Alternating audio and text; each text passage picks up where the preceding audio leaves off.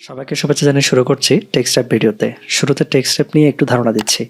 Design composition সুন্দর করার জন্য টেক্সটের মাঝে পাশাপাশি ইমেজ বা অবজেক্টকে সেট আপ করতে হয়, আর টেক্সট থেকে অবজেক্টকে আলাদা করার জন্য আমাদের টেক্সট র্যাপ করতে হয়। এবার আমরা প্র্যাকটিক্যালি টেক্সট র্যাপ কীভাবে করতে হয় তা দেখে নিই।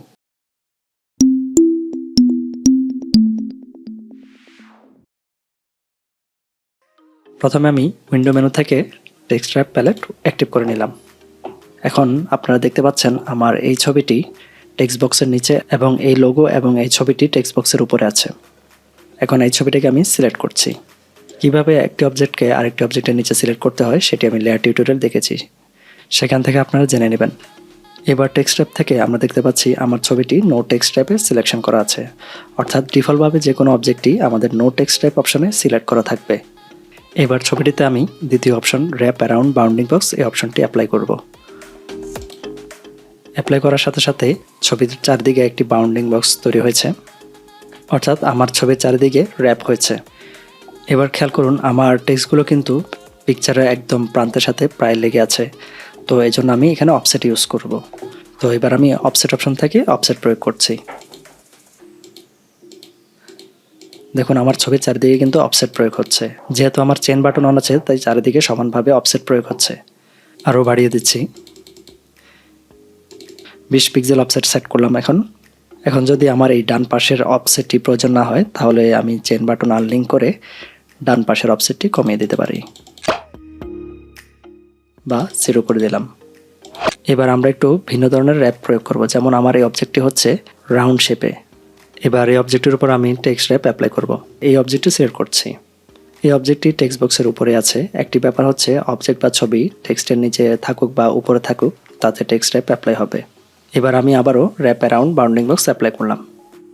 এখন খেয়াল করুন, আমার অবজেক্টটির বাউন্ডিং বক্স অনুসারে র্যাপ অ্যাপ্লাই হয়েছে, কিন্তু অবজেক্টের শেপ অর্থাৎ রাউন্ড শেপ অনুসারে কিন্তু র্যাপ অ্যাপ্লাই হয়নি। এখন অবজেক্টের শেপ অনুসারে যাতে র্যাপ হয় সেজন্য আমরা wrap around object shape apply করব। এখন একটু জুম করছি। এখন খেয়াল করুন, আমার অবজেক্টটির শেপের ভিতরে টেক্সট চলে এসেছে। এবার আমি অফসেট প্রয়োগ করে টেক্সটগুলোকে একটু দূরে সরিয়ে দিচ্ছি। দেখতে পাচ্ছেন অবজেক্টের রাউন্ড অনুসারে টেক্সটের চারপাশে র্যাপ হয়েছে। এখানে খেয়াল করার বিষয় হচ্ছে র্যাপ অ্যারাউন্ড অবজেক্ট শেপের ক্ষেত্রে শুধুমাত্র টপ অফসেট কাজ করবে, বাকি অফসেটগুলো কিন্তু দেখতে পাচ্ছেন হিডেন আছে, কেননা রাউন্ড অবজেক্টের ক্ষেত্রে শুধুমাত্র একটি অফসেটই কার্যকর হয়। এখন যদি পাশের জাম্প অবজেক্ট অ্যাপ্লাই করি তাহলে টেক্সটগুলো অবজেক্টটির ডান এবং বাম দিক থেকে সরে যাবে। এটি প্রয়োগ হবে টেক্সট বক্সের কলাম অনুসারে। যেমন এটাকে যদি আমি বামের কলামে নিয়ে যাই তাহলে এই কলামের টেক্সটগুলো জাম্প করবে, আর যদি পাশের এই জাম্প টু নেক্সট কলামে অ্যাপ্লাই করি তাহলে অবজেক্টের নিচ থেকে টেক্সট পরের কলামে চলে যাবে।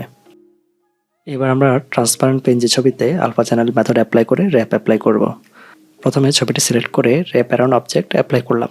এরপর নিচের কন্ট্যুর অপশন টাইপ খেয়াল করুন, সেম এজ ক্লিপিং, যা অনেকটা বাউন্ডিং বক্সের মতোই র্যাপ অ্যাপ্লাই হয়েছে। এখান থেকে টাইপ আলফা চ্যানেল সিলেক্ট করে দিচ্ছি। এবার অফসেট কিছুটা বাড়িয়ে দিচ্ছি। এবার দেখুন ইমেজটি কত সুন্দরভাবে র্যাপিং হয়েছে। ভিডিওর শেষ দিকে একটি গুরুত্বপূর্ণ টিপস শেয়ার করছি। একদম উপরের ছবিটির নিচে একটি ক্যাপশন ছিল। ক্যাপশনটি যেহেতু টেক্সট ছিল তাই এর উপর ছবির টেক্সট র্যাপ অ্যাপ্লাই হওয়ার কারণে ক্যাপশনটিও হাইড হয়ে গেছে। স্ক্রিনে আন্ডারসেট টেক্সট মার্ক আপনারা দেখতে পাচ্ছেন। তো এই সমস্যাটি আমরা খুব সহজেই দূর করতে পারি। প্রথমে এই টেক্সট বক্সটি আমি সিলেক্ট করছি। এরপর অবজেক্ট থেকে আমরা চলে গেলাম টেক্সট ফ্রেম অপশনে।